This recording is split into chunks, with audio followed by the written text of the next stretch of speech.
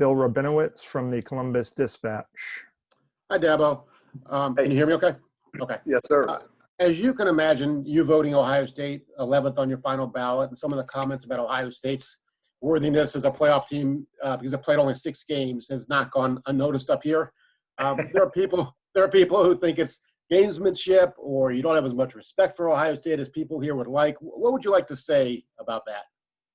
Yeah, again, what I've already said. I mean, that it's a big deal because we're having to play them. As I said earlier, there's no question Ohio State is good enough to beat us. They're good enough to beat anybody of these 4. They're good enough to be the national champion. That's not a question at all. I didn't rank anybody who didn't play 9 games or more in the top 10. Nobody. And then after that, I said, okay, anybody who played at all, that's how I'll rank that. That group, and that's why they were 11. Nobody. I didn't even consider anybody. It had nothing to do with whether or not. I mean, I have all the respect in the world for Ohio State, and for people not to think that, I can't do anything about that. I think the world of Ryan Day. We've talked many times, and they're a wonderful program. We recruit against them because I think we have a lot of similarities in how we go about our business. So there's really nothing to it. As I said, you could change the name to any other name, anybody. Southern Cal had been 6-0. I wouldn't have had them in there. So no disrespect. I mean, people can perceive and take things however they want. But for me, especially every year, I take it seriously. But especially this year, I just don't think it's right. It's not that they're not good enough. I just don't think it's right that 3 teams have to play 13 games to be the champion and 1 team has to play 8. So people have a problem with that. I don't really care. It's my poll, and it doesn't matter who the person was. It's 0 to do with Ohio State. And I also will remind the Ohio State people, I voted them in 2017 for the same reason. I left Alabama out, and guess who was mad at me then? Alabama people, and they were good enough to win it, and that wasn't a matter whether Alabama was good enough to win it. They won it. I just felt like Ohio State deserved it. I felt like they played more games. They were the Big Ten champ, and to me that mattered. So that's why I put Ohio State in ahead of Alabama that year. I played at Alabama. I went to Alabama, so I'm an equal opportunity guy here, I guess. So I love the University of Alabama. So it's just, there's no gamesmanship. I just didn't put anybody in there or consider anyone that didn't play 9 games or more. And it's really as simple as that. It just worked out that, hey, we got to play one of those teams. Well, that's on the committee. That's what they decided to do. I think the games matter. I don't think it's right that Texas A&M, that Oklahoma, that Florida, that Cincinnati got punished because they played more games. These games matter. That game against LSU, that was a big deal for Florida.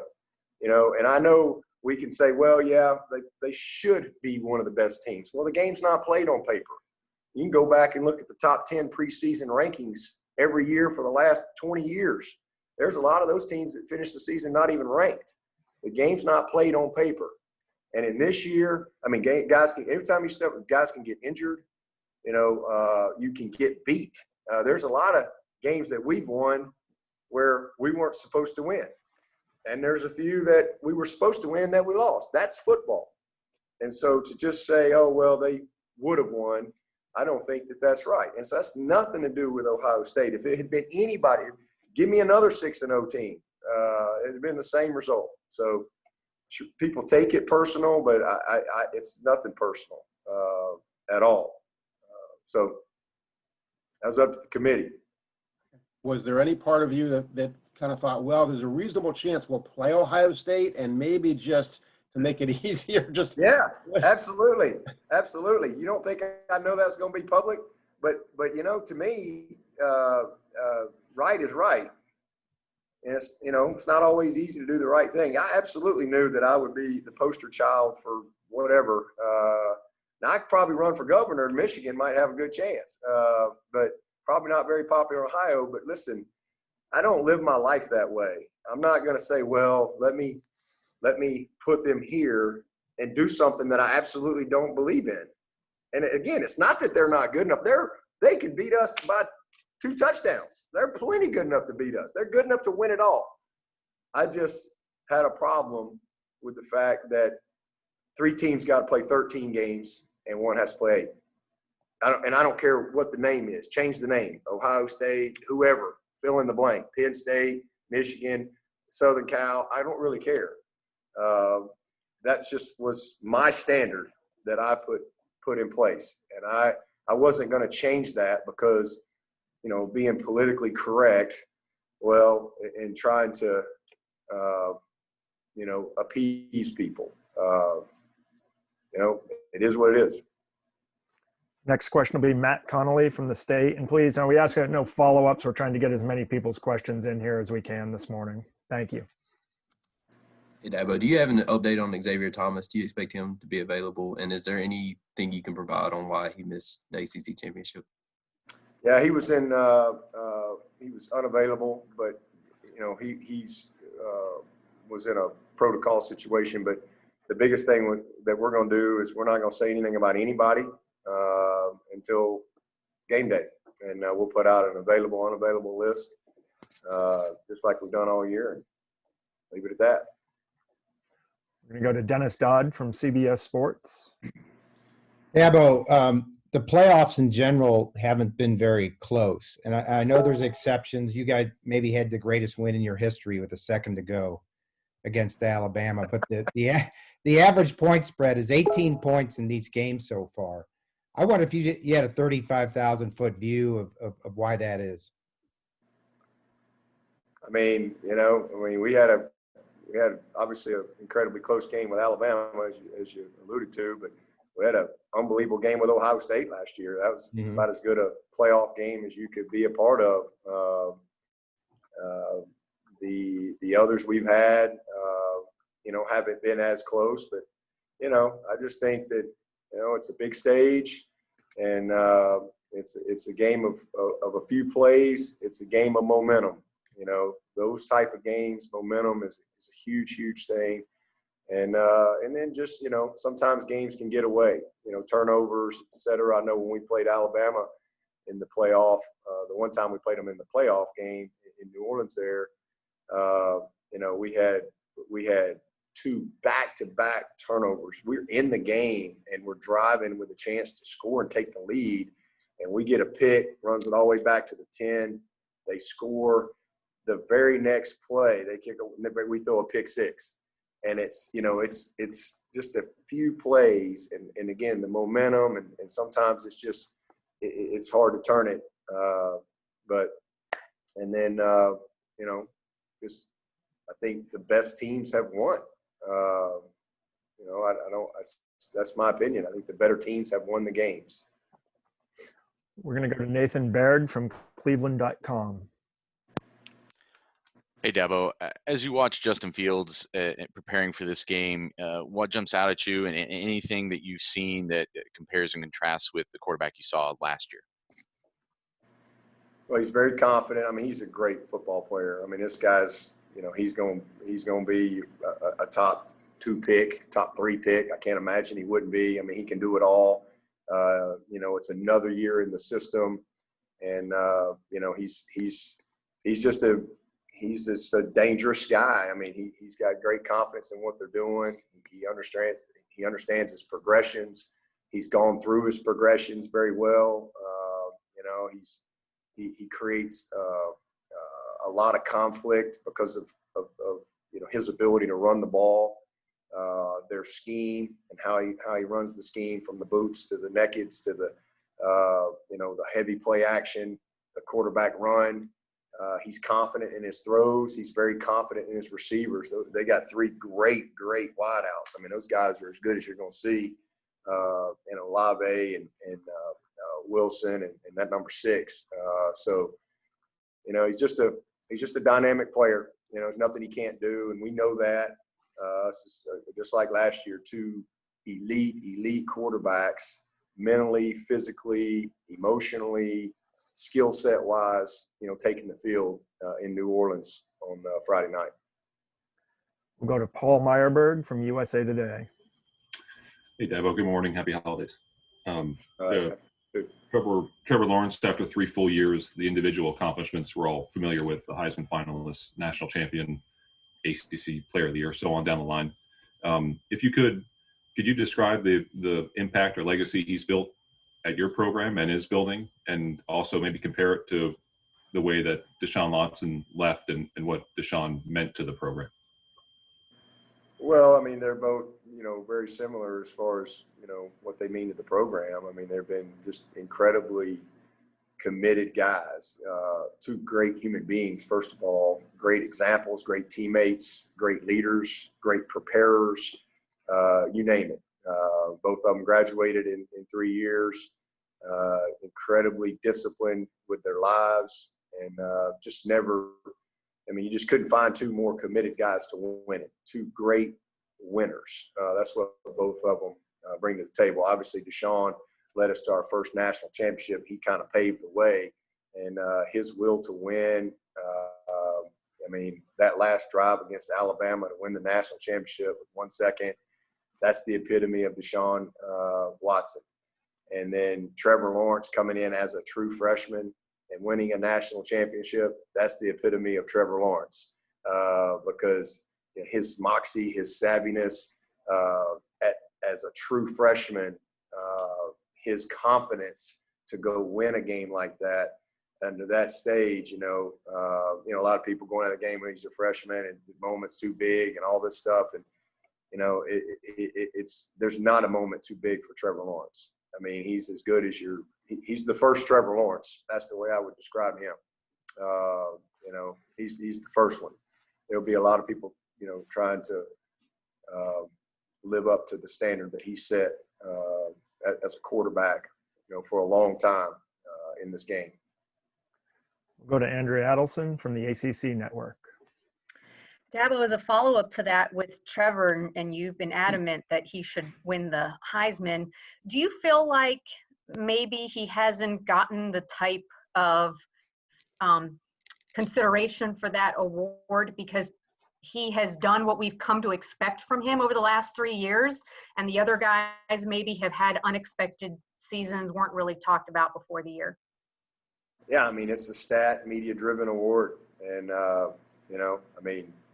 felt the same way about Deshaun Watson, and it just is what it is. But to me, he's the epitome. He's the epitome of the Heisman in every regard. You're talking about a guy that lost Joseph Ngata, Frank Ladson, and Justin Ross for the whole year. And he's thrown for more yards than any team in the history of Clemson this year. Unbelievable what he's done. And, he played 9. People say, well, he missed 2. He played 9 games. And he was unbelievable. Played 9 of the 11 games. And, it's just amazing. If you really know what you're looking at, what he does and how he makes everybody else better, how equipped he is, his ability, his knowledge, it's just off the charts. And again, and I know it's not a pro potential award, but he's lost 1 game. It's not a career award either. We all know that, but his season has been the best he's been, and he's 34-1 or whatever as a starter. There's not a better, and that is not a knock on anybody. There's some amazing young football players out there, college football players that are very deserving of the Heisman, absolutely. But the best player in the country is Trevor Lawrence, and it's to me it's not close, but it's not up to me. It's not. I don't get a vote in the Heisman, but and obviously I'm biased, but for good reason. We'll go to Dan Hope from 11 Warriors. Hey, Dabo, you've had a lot of teams here in the college football playoff. How do you feel like this year's team stacks up with the other teams you've gotten to this point? Similar, I mean, every team's kind of had a different path, and I've never really had a team that's had the challenges of this team. Nobody has. There's nobody in the playoffs that have had to deal with what it took to get to this point. So this team's unique in that way, but similar in I feel good about how we're built. I like our guys in the trenches on both sides. We've had great quarterback play. We've got some explosive skill, and we're starting to play our best football, and I still think our best football is still in front of us. So similar. We'll go to Trevor Groves from cutigers.com. Hey, Coach. Hope you had a Merry Christmas. Just wanted to ask you about Coach Coombs. What have you seen from him this year? Ohio State's defense schematically, how is it different or similar from what you saw last year with Coach Hafley? And from a personnel standpoint, I know they lost a lot of talent on the back end.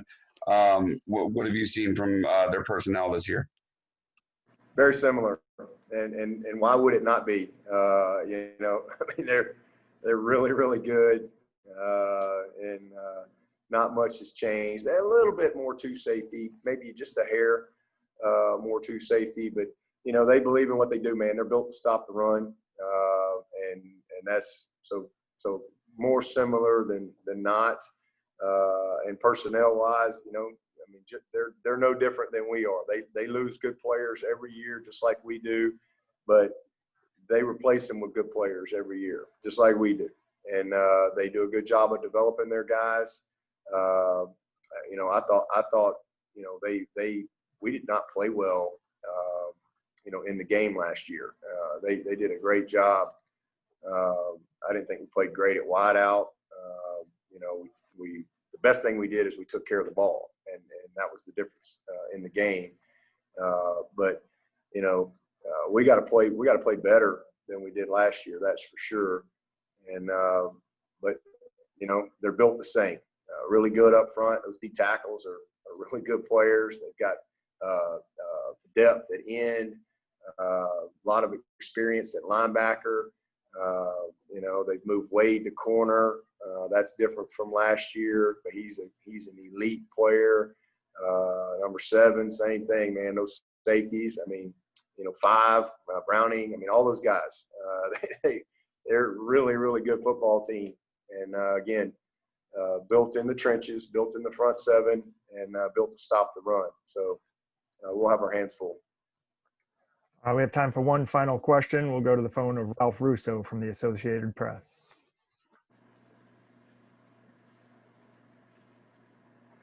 Ralph, be sure to unmute, please. Hey, Dabo, sorry about that. I wonder if you can talk about what you've asked your players to sacrifice this year. Every team has done it, right? It's been a tough year, and you've asked more of them than ever before. If you can get into a little bit of what you've asked them to sacrifice and how difficult, well, I shouldn't say difficult, but how challenging this probably has been for them. No, it's unprecedented. It's been incredibly challenging. I just tell them, don't give up what they want most for what they may want at a moment. Just really that simple. And the teams that do this the best and manage this the best, that's who's gonna finish the best. And I challenged them early on that this could be a competitive advantage. It doesn't have to be a competitive disadvantage. The glass is half full. It's not half empty. And this is what it's all about taking what we got and making the best of it. And it's been an unbelievably tough year on these kids. Incredible. People will never know. There'll be books. There'll be documentaries. There'll be things. These kids 20 years from now will be telling stories that people won't believe. This is unprecedented times. We've never had a moment like this. And what these kids had to sacrifice to be able to play is incredible. And again, that's why I'll go back to the way I did my poll. It's I mean, from isolation to virtual work to not seeing, their families, post game, nobody, I mean, just the way we've had to meet,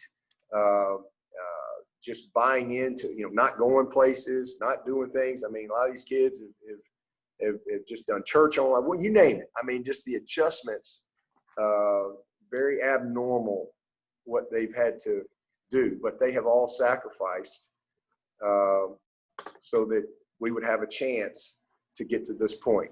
And I'm just really proud of them, really proud of them. Their commitment, their leadership, and how they bought in. And not just the players, our staff, all of our medical people, our administration. I mean, it has been an unbelievable undertaking that we've all been a part of. And, hey, we're near the end here. And, everybody's just got to stay committed. Every time we tested 4 times a week, and every time we get that test. But, again, just the discipline that they've had to apply to their lives has been incredible, and I'm just super proud of them. And most people, I think, don't really understand what all has gone on this year. But this team in particular really fought to play. I mean, they fought to play the game, and I'm so thankful that we have been able to play. This has been a year I'll never forget. This is one of the closest teams I've ever been a part of.